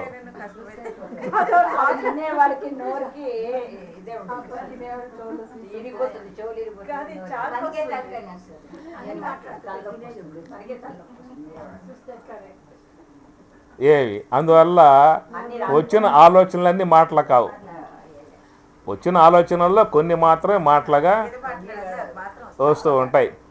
ఇక్కడ యచ్చేతు వాక్కు మనసి, అందుచేత ఇక్కడ పారమార్థిక విషయం కాబట్టి అనగా వ్యావహారికమును మనం సిద్ధింపజేసుకోవాలని చెప్పన్నట్లయితే మనస్సులో కలిగేటువంటి యొక్క ఆలోచనలను మనం మాటలుగా చేసుకుని వ్యవహారాన్ని సిద్ధింపజేసుకోవాలి. లోకంలో ఏ పనన్నా కావాలన్నా, వ్యాపారం సాగాలన్నా, ఇంట్లో వాళ్ళకి చెప్పి చేయించాలన్నా ఏమి ఆ కలిగే ఆలోచనలు మాటలుగా మార్చుకుంటేనే నీకు వ్యవహారం సిద్ధించే అవకాశము ఏర్పడుతుంది. ఇది వ్యవహారం సిద్ధించడానికి ఇది విధానం అన్నమాట. పారమార్థికం సిద్ధించాలని చెప్పన్నట్లయితే యచ్చేతు వాక్కు మనసి నియచ్చేతు ఏం చెప్పుకున్నాం, నీకు వ్యావహారికం నడవాలంటే, వ్యావహారికం సిద్ధించాలి అని చెప్పనంటే మనస్సులో కలిగేటువంటి యొక్క ఆలోచనలను శబ్దముగా మార్చుకుని వ్యవహారం సిద్ధింపజేసుకోవాలి. పారమార్థికం సిద్ధింపజేసుకోవాలని చెప్పిన మాట వచ్చినప్పుడు ఆ మనస్సులో కలిగేటువంటి యొక్క ఆలోచనలను మనస్సులోనే అణిసివేసుకోవాలి. యచ్చేతు వాక్కు మనసి నియచ్చేతు ప్రాజ్ఞ ఆత్మని. ఆ విధముగా ఆ మనసు అనేటువంటి యొక్క వస్తువుని బుద్ధిలో అణిసివేయాలి, లయింపజేయాలని చెప్పినప్పుడు హంస యొక్క ఆశ్రయమై ఉంటుంది. జ్ఞానమాత్మని మహతి నియచ్చేతు, అట్టి ఆ బుద్ధిని బ్రహ్మమునందు నియమింపజేసినట్లయితే అతడు యద్యచ్చేతు శాంతం ఆత్మని, శాంత ఆత్మని, ఆత్మ యొక్క ఆత్మని తన యందని చెప్పి అర్థం. తన యందే ఉంటాడు, తనలో ఆనందిస్తూ ఉంటాడు, ఆత్మ యొక్క అనుభవంతో ఆనందంగా ఉండే విధానం అతనికి కలుగుతుంది. ఉత్తిష్టత, ఉత్తిష్టత అంటే వెళ్ళిపోమని చెప్పి అర్థమా? నిద్రపోయే వాళ్ళు లెగమని చెప్పి. ఉత్తిష్టత జాగ్రత్త ప్రాప్య వరాన్ని బోధత క్షురస్య ధారా నిశిత దురత్యయా దుర్గం పతః తత్కవయో వదంతి. 14వ మంత్రం. ఉత్తిష్టత జాగ్రత్త ప్రాప్య వరాన్ని బోధత క్షురస్య ధారా నిశిత దురత్యయా దుర్గం పదః తత్కవయో వదంతి. ఉత్తిష్టత జాగ్రత్త ప్రాప్య వరాన్నో నిబోధత క్షురస్య దారా నిశిత దురత్యయా దుర్గం పతః తత్ కవయః వదంతి అన్నాడు. ఉత్తిష్టత లే, జాగ్రత్త మేలుకొనుము. అది అందరం కూడా ఏం చేస్తున్నాము అని చెప్పనంటే కూర్చుని నిద్రపోతున్నాం అని చెప్పి అర్థం వాళ్ళ భావంలో, నా భావన కాదు. జాగ్రత్త అని చెప్పి అన్నా అంటే మేలుకోండి, మీరు కూర్చుని నిద్రపోతూ ఉన్నారు. నైట్ అయితే ఇప్పుడు నిద్రపోతాం, అది వేరు, ఆ నిద్ర వేరు. ఇప్పుడు టిఫిన్ చేసి కూర్చుని నిద్రపోతున్నాం అని చెప్పినాను. మేలుకొను మా మూఢ జీవా ఎన్ని జన్మములాయనో గదా నీ స్వరూపము మరుగుపరచు అవిద్యయనేడి నిద్ర నుండి జ్ఞాన సూర్యోదయములో అజ్ఞాన తిమిరము విరిసిపోవును దైవతత్వము బోధపరతును పామరత్వము సంధిలంగా జ్ఞాన సూర్యోదయములో అజ్ఞాన తిమిరము విరిసిపోవును దైవతత్వము బోధపరతును పావనత్వము సంధిలంగా మేలుకొను మా మూఢ జీవా ఎన్ని జన్మములాయనో గదా పొడుకుని. మేలుకొను మా మూఢ జీవా ఎన్ని జన్మములాయనో గద పొడుకుని. అది అమ్మా స్వాంగారు గురుదేవులు బోధించారు. అన్యదా గృహణతః స్వప్నః నిద్రా తత్వం అజానతః విపర్యాసేతయోః చీనే తురీయం పదమశ్నుతే మాండుక్యకారిక. అన్యదా గృహణతః స్వప్నః నిద్రా తత్వం అజానతః నిద్రా తత్వం అజానతః. ఎంతవరకైతే ఎంతకాలమైతే నీలో ఉన్న నీ యొక్క మూల స్వరూపాన్ని, నీ యొక్క వాస్తవిక స్వరూపాన్ని, నీ ఉనికిని తెలియకుండా నువ్వు ఉంటావో అంతకాలం నిద్రలో ఉన్నటువంటి వాడివిగా గ్రహించుకొనుము. నీ వ్యవరవో, నీ స్వరూపం ఏమిటో, నీ యొక్క ఉనికి ఏమిటో, నీ యొక్క మూల స్వరూపం ఏమిటో తెలియకుండా ఉన్నంతకాలము నిద్రలో ఉన్నటువంటి వాడివి. అన్య నిద్రాతత్వం అజానతః నిద్రపోతూ ఉన్నావు, పైకి ఏం చేస్తున్నావు అంటే కలలుగంటూ ఉన్నావు, నిద్రపోతూ కలలుగంటూ ఉన్నావు. ఏమిటి కలలు అని చెప్పనంటే అన్యదా గృహణతః స్వప్నః అన్నాడు. అన్యదా గృహణతః గ్రహించటం అనగా తాను ఆత్మయి ఉంటే నేను దేహము అనుకున్నాడు. అన్యదా తనకంటే వేరుగా ఉందిగా దేహం, తాను దేహం కాదుగా, తనకంటే దేహం వేరుగా ఉన్నదిగా. ఏమి అజ్ఞానంతో నేను దేహం అంటాడు వాడు. వాస్తవికంగా చూసినట్లయితే నా దేహం, నేను దేహం కాదు అంటాడు. నా కాలు అంటాడు, నా చెవి అంటాడు కదా, నా వస్తువు కదా ఇవన్నీ కూడా. కాబట్టి ఆ దేహము కంటే అన్యముగా ఉన్నటువంటి యొక్క తనకంటే అన్యముగా ఉన్నటువంటి యొక్క ఆ దేహమే తానని చెప్పిన భావనలో మునిగి నేను గృహస్థుణ్ణి, వానప్రస్థుణ్ణి, సన్యాసిని, బ్రహ్మచారిని, ఏమి ఇట్లాగా ఆ స్త్రీని, పురుషుణ్ణి, ఇవన్నీ కూడా అన్యదా తనకంటే వేరుగా ఉన్నటువంటివి తనపై ఆరోపణం చేసుకొని నేను పుట్టాను, నేను చేస్తాను, నల్లగా ఉన్నా, పొట్టిగా ఉన్నా, లావుగా ఉన్నా, సన్నగా ఉన్నా, బ్రహ్మచారిని, గృహస్థుణ్ణి, స్త్రీని, పురుషుణ్ణి, ఇవన్నీ కూడా దేహ సంబంధమై ఉన్నటువంటి భావాలు తనపై ఆరోపణం చేసుకోవడం కారణముగా కలలుగంటూ ఉన్నాడు. ఇది స్వప్నము అన్నాడు అన్నమాట. అందుచేత ఇలాంటి భ్రాంతిజన్యమై ఉన్నటువంటి స్వప్నం, అజ్ఞానాత్మికమై ఉన్న నిద్ర, వింటున్నారా? అజ్ఞానాత్మికమై ఉన్నటువంటి యొక్క నిద్ర కానీ, భ్రాంతిజన్యమై ఉన్నటువంటి స్వప్నము కానీ, తయోహో ఈ రెండు కూడా క్షీణే తొలగిపోతాయి. ఇప్పుడు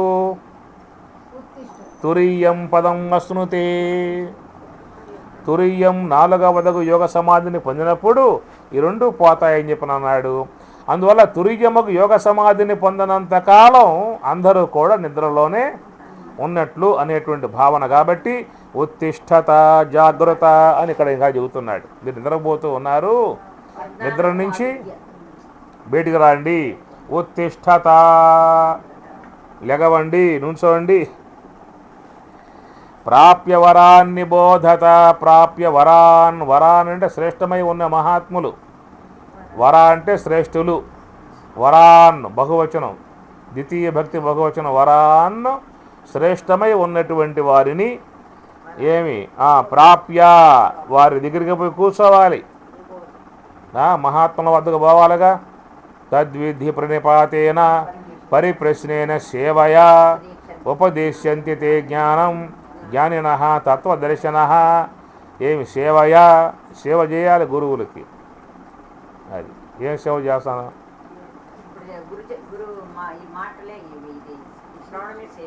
శ్రవణమే సేవ అన్నమాట. అది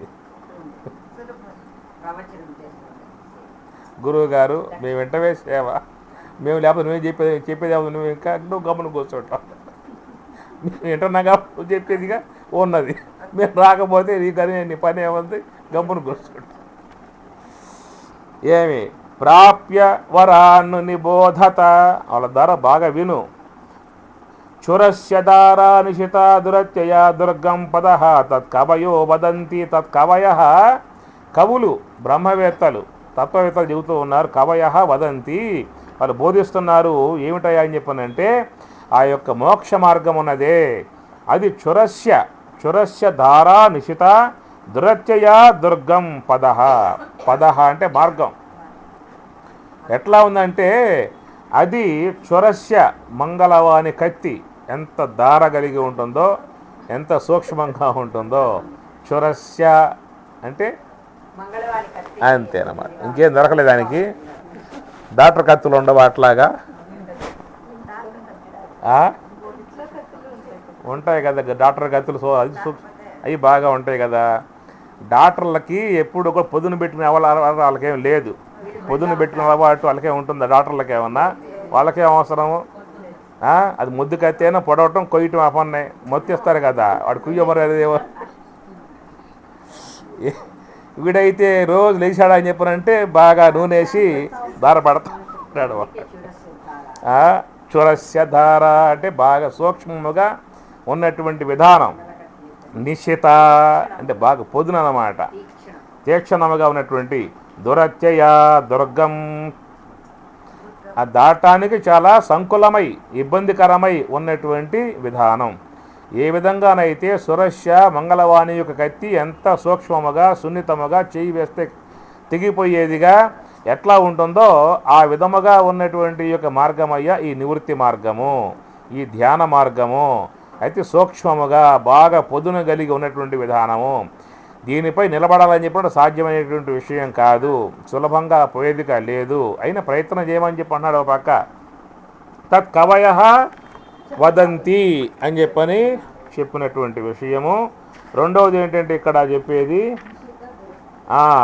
అశబ్దమస్పర్శమరూపమవ్యయం తదారసం నిత్యమగంధవచ్చయతు అనాద్యనంతం మహతః పరం ధ్రువం నిచాయ తన్మృత్యుముఖాత్ ప్రముచ్యతే. అశబ్దమస్పర్శమరూపమవ్యయం తదారసం నిత్యమగంధవచ్చయతు అనాద్యనంతం మహతః పరం ధ్రువం నిచాయ తన్మృత్యుముఖాత్ ప్రముచ్యతే.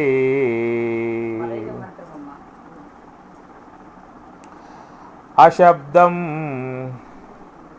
అస్పర్శం, ఆ బ్రహ్మమునందు బ్రహ్మము ఏదైతున్నదో ఆ బ్రహ్మమునందు శబ్దము లేదు, స్పర్శము లేదు, రూపము లేదు, రసము లేదు, గంధము లేదు. అది బ్రహ్మమునందు ఈ గుణాలు లేవు. ఈ గుణములన్నీ కూడా పంచభూతములలో ఉండే గుణాలే కానీ ఆత్మ యందు ఉన్నటువంటి గుణాలు మాత్రము కావు. అందువల్ల ఏమర్థమైందని చెప్పనంటే ఇంద్రియాల ద్వారా తెలుసుకుంటా అని చెప్పని అంటావేమో, ఇంద్రియాల ద్వారా తెలియబడేదిగా మాత్రం లేదనే మాట చెప్పటం ఎక్కడ. అది శబ్దం కలిగి ఉంటే చెవి ద్వారా తెలుసుకోవచ్చు, స్పర్శం కలిగి ఉంటే త్వక్కు ద్వారా తెలుసుకోవచ్చు, దృశ్యం కలిగి ఉంటే నేత్రం ద్వారా తెలుసుకోవచ్చు, రసం కలిగి ఉంటే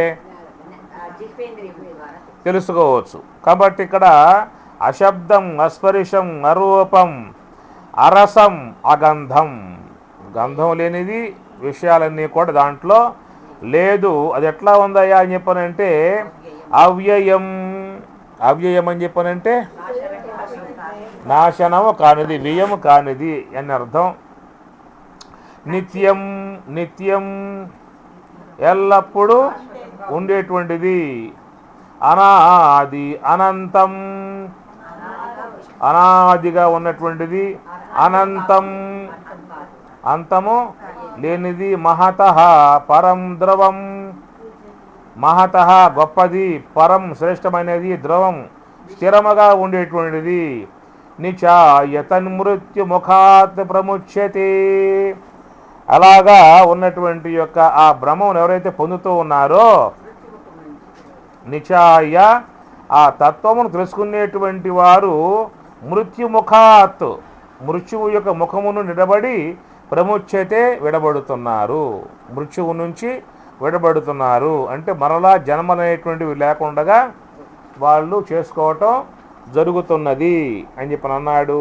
చివరకు వచ్చేస్తూ ఉన్నాం. నాచికేతం ఉపాఖ్యానం మృత్యుప్రోక్తం సనాతనం ఉక్త్వా శ్రుత్వా చ మేధావి బ్రహ్మలోకే మహీయతే.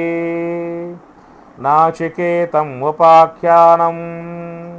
ఏమి ఇంతవరకు యమధర్మరాజు నచికేతసునికి బోధించుకుంటూ విషయం వస్తూ ఉన్నాడు. మృత్యుప్రోక్తం సనాతనం, సనాతనమై ఉన్నటువంటి యొక్క ఈ బ్రహ్మ విద్యను, జ్ఞాన విద్యను మృత్యుప్రోక్తం, ఆ మృత్యువు నుంచి మనకి యముడు చెప్పగా ఆలకిస్తూ ఉన్నాం.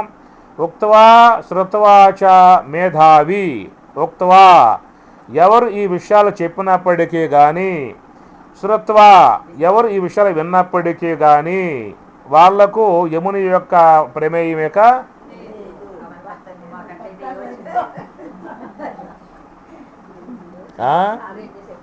అంతే.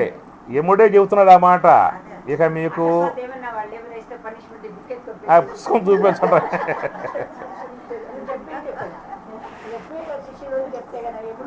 అంతే, దారుణంగా బారిపోవటం ఆ పన్నే. ఉక్త్వా శ్రుత్వా చ.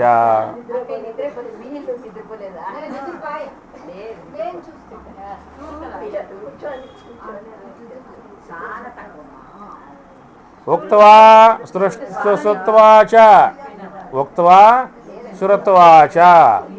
ఎవరు చెప్పినా కానీ, ఎవరు దాన్ని విన్నా కానీ వాళ్ళకి ఎలాంటి యొక్క యమునితో సంబంధాలు ఇక లేవు. యముని భయం ఇక మనకేమి అవసరము లేదు. బ్రహ్మలోకే మహీయతే.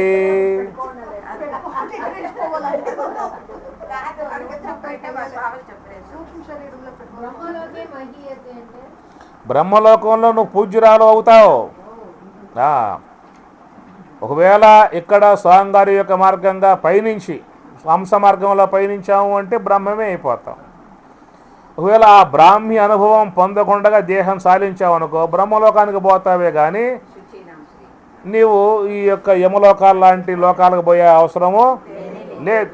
అది యముడే స్వయంగా ఆ మాట చెప్పేశాడు. కాబట్టి రేపు మనకు ఆయన జ్ఞాపకం చేయొచ్చు. ఒకవేళ ఆ విధంగా కనుక ఆయన వచ్చినట్లయితే ఏమైనా నువ్వు చెప్పిన మాటే కదా ఆ పూట మేము స్వామి చెప్పగా విన్నాము.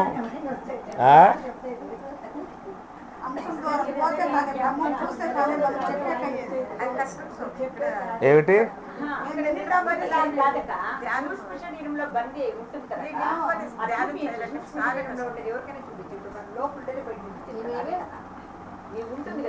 లేదా మీకు మొత్తం కంఠస్థం కాకపోయినా ఇది కంఠస్థం ఈ శ్లోకం చాలు. అన్ని కంఠస్థం కాలేదు, అన్నీ రాలేదు, ఈ ఒక్క శ్లోకం కంఠస్థం చేసుకో చాలు. నువ్వు చెప్పావు కంటయ్య, ఉక్త్వా శ్రుత్వావ మేధావి బ్రహ్మలోకే మహీయతే అని చెప్పి అన్నావు కదా శ్లోకంలో, నువ్వు చెప్పావు కదా.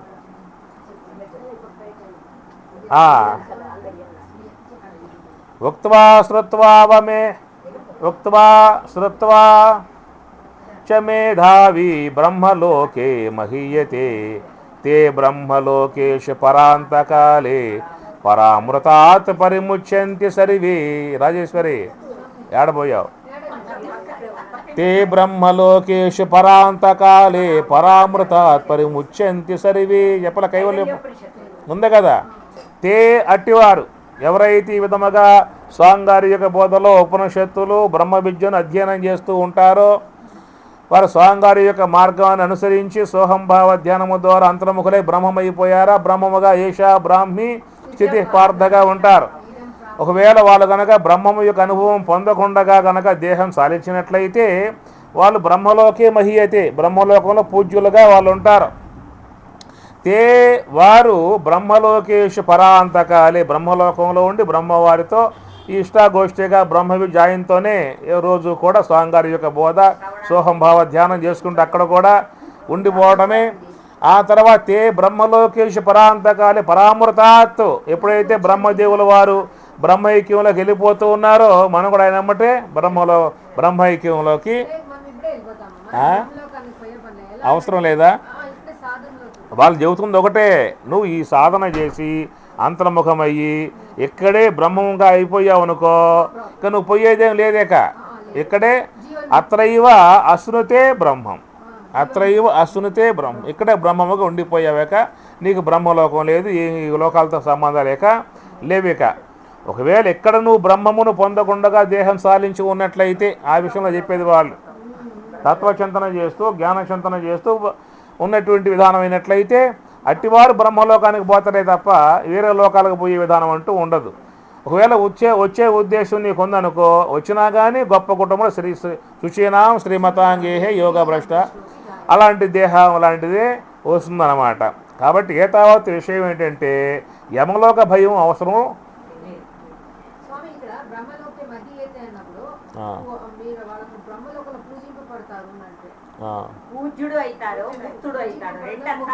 మహీయతే గొప్పవాడివి, బ్రహ్మలోక ఇక్కడే గొప్పవాడివి అయ్యావు, ఇక్కడ అయ్యావు కాబట్టి అక్కడికి వెళ్ళావు. ఇక్కడ ఇక్కడ ఇక్కడ నువ్వు అలాంటి మహనీయమై ఉన్నటువంటి యొక్క మార్గంలో పయనించావు కనుక నీవు ఎలాంటి కామ్య సంబంధం లేదు కనుక బ్రహ్మము యొక్క అనుభవాన్ని పొందే ఉద్దేశంతో ఉన్నావు కాబట్టి బ్రహ్మతత్వమును అధ్యయనం చేశావు కాబట్టి అట్టి ఆ సంస్కారం నిన్ను ఆడకు తీసుకుపోతుందన్నమాట బ్రహ్మలోకం. లేదా ఉన్నతమే ఉన్నటువంటి యొక్క అథవా యోగినామేవ కులే భవతి ధీమతాం ఏతత్తి దుర్లభతరం లోకే జన్మ ఇదీదృశం. ఆ సర్వోన్నతమై ఉన్నటువంటి యొక్క విధానముగా ఆ యొక్క యోగుల గృహంలో జన్మించి తిరిగి మరలా అట్టి యోగాన్ని కొనసాగించి అక్షర కాలంలో బ్రహ్మరూపుడపై భాషిస్తావు. అది ఎట్లయినా నీకు ఉన్నతమైనటువంటి యొక్క విధానమే ఉంటుంది తప్ప హీనత్వమును మాత్రం పొందే విధానం లాంటిది ఉండదు అని చెప్పిన అర్థం ఎక్కడ. కాబట్టి ఉక్త్వా శ్రుత్వాచ మేధావి బ్రహ్మలోకే మహీయతే అని చెప్పిన అన్నారు. మేము చెప్పలేకపోతున్నాం కదా అనే భావం మీకు అవసరం లేదు. అటు చెప్పాడు, చెప్పే వాళ్ళకి ఏమొస్తుందో, మాకు శాస్త్రం రాదు కదా, మంత్రాలు రావు కదా, చెప్పడం చేత కాదు కదా అని అన్నట్లయితే ఆయన ఏమన్నాడు, ఉక్త్వా చెప్పే వాళ్ళకి ఎలాంటి యొక్క విధానం ఉంటుందో శ్రుత్వ వినే వాళ్ళకు కూడా అదే విధానము అని చెప్పి అన్నాడు. ఏమ్మా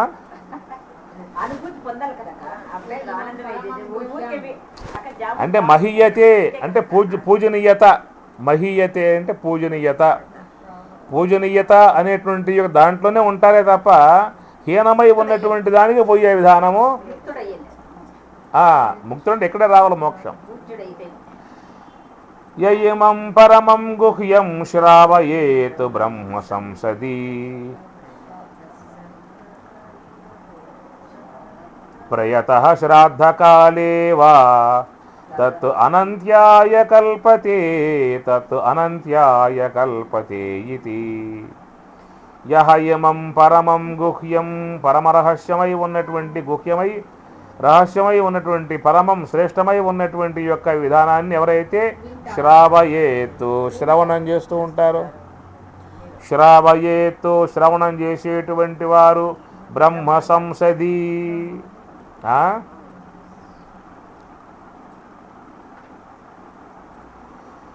ప్రయతః శ్రాద్ధకాలే వా తత్ అనంత్యాయ కల్పతే. శ్రాద్ధకాలే అంటే ఇది ఒక కర్మకాండ సంబంధముగా పోయేటువంటి పదం అనుకోండి. యముడి యొక్క సంబంధం కాబట్టి ఆ యముని యొక్క సంబంధం కనుక అది ఇక్కడ కొంచెం సూచాయిగా అందించేటట్లుగా మనం భావించుకోవాల్సి ఉంటుంది. అది పై సరే బ్రహ్మ సంసది బ్రహ్మము యొక్క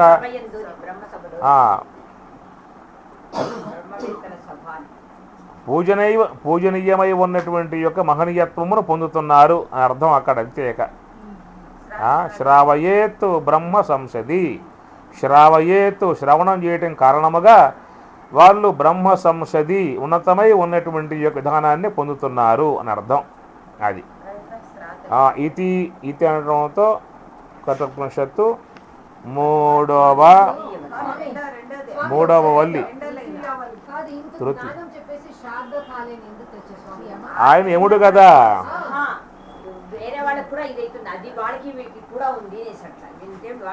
శ్రాద్ధకాలే అన్నప్పుడు ఇప్పుడు ఆయన యముడు పట్టుకుపోయాడు. అందరికేంటి బాధ ఆనందమా? బాధలో ఉన్నారు. వినిపించింది కాస్త వాళ్ళకి, ఇది వినిపించు కాస్త వాళ్ళకి సంతోషపడతారు. సామాన్య లోకం అందరికీ ఏంటంటే ఏమిటంటే భయం. శ్రీ మహావిష్ణువు వారు ఫోన్ చేశారు మీకు, రేపు వస్తున్నా మీ ఇంటికి అని చెప్పి అన్నారు. అప్పుడే మీకు ఎట్లా అనిపిస్తుంది? సంతోషమా దుఃఖమా? స్వామిగారు వస్తున్నట్లయితే మళ్ళీ నీకు ఫోన్ చేసి మళ్ళీ స్వామిగారు ఫోన్ చేశారు, ఒక్కనే రావటం లేదు, సత్య సమేతంగా వస్తున్నా అని చెప్పి అన్నాడు. ఇప్పుడు నీకు ఆనందమా దుఃఖమా? ఆనందమ్మకి ఆనందకే కదా. అమ్మగారితో వస్తే ఇంకా ఆనందం, ఇంకా ఆమె కాస్త నిధి పడేసిపోయిందా అంటే బ్రహ్మానందం. ఇంకా పరమశివుడు ఫోన్ చేశాడు, ఇట్లా వస్తున్నాను అమ్మవారితో అని చెప్పని. సంతోషమా దుఃఖమా? సంతోషమే. యముడు గారు ఫోన్ చేశారు, ఇట్లా వస్తున్నా అని చెప్పి.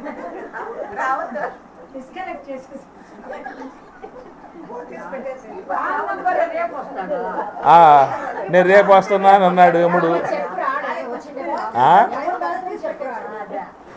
అట్లా రాడు, కానీ వీళ్ళు ఫోన్ చేశారు కదా. ఇల్లు కూడా వైకుంఠం నుంచి ఫోన్ వచ్చే, కైలాసం నుంచి ఫోన్ వచ్చాక మరి ఆయన చెప్పాలి కదా ధర్మం ప్రకారంగా.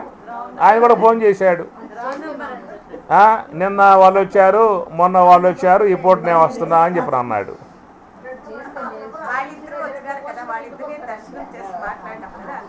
అందువల్ల ఈయన కూడా వస్తానని చెప్పి అన్నాడు.